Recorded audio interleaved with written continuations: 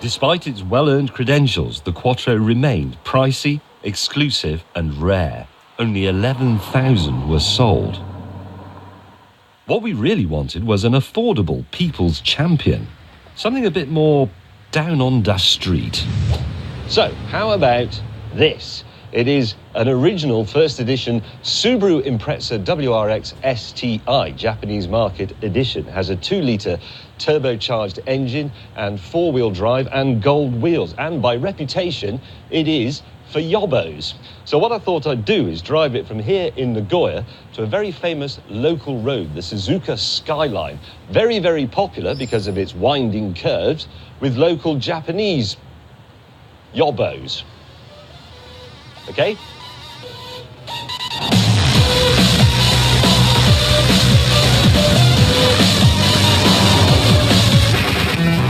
The chilling squawk of an Impreza turbo's wastegate, the sort of sound that sends women and children running for the sanctuary of doorways. If you imagine the camera in our car is your rear view mirror, then this is probably how you're used to seeing Subaru Impreza WRXs. Come on. Thank you. In Britain, at least, it is the calling card of the hooligan. But is that fair?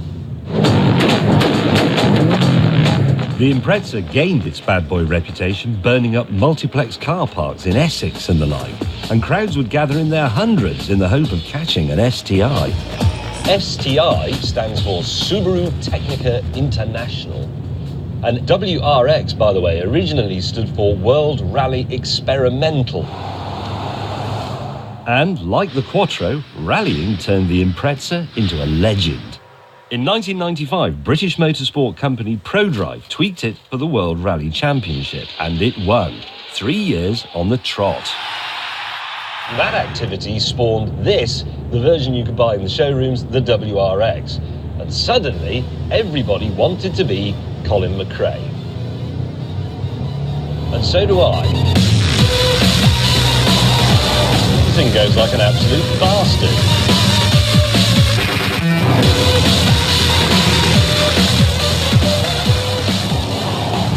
Yes, a dark blue Subaru Impreza with gold wheels strikes fear and horror into the hearts of right-thinking people everywhere. But hang on a minute, because I like gold wheels. In fact, I have gold wheels on my car.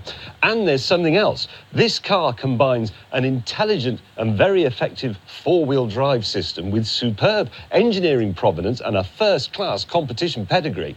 That sounds like a right load of old twaddle, and it possibly is. But if I said all those words and then attached them to a name like Porsche, you'd think, yeah. So let's not have any of this Yobs car nonsense. This is a thing of excellence. Right, let's start giving this car the credit it deserves.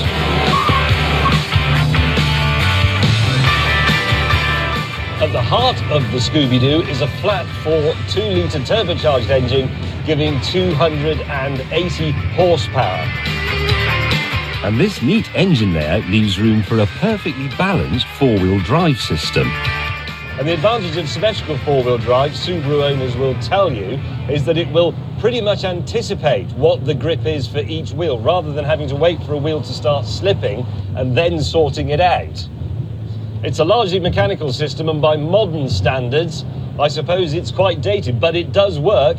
It works an absolute treat. It's a very, very lively car. It changes direction like a local councillor.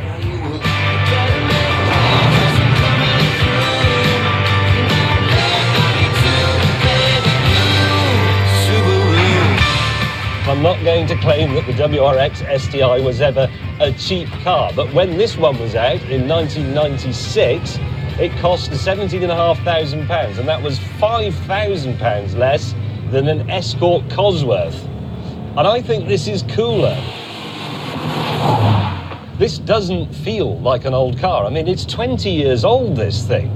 It's absolutely as tight as a drum, and it still feels good. Grip, grip, grip, grip, grip, power out of the bend. No problem whatsoever. Why haven't I got one of these? They're fantastic. It's got gold wheels.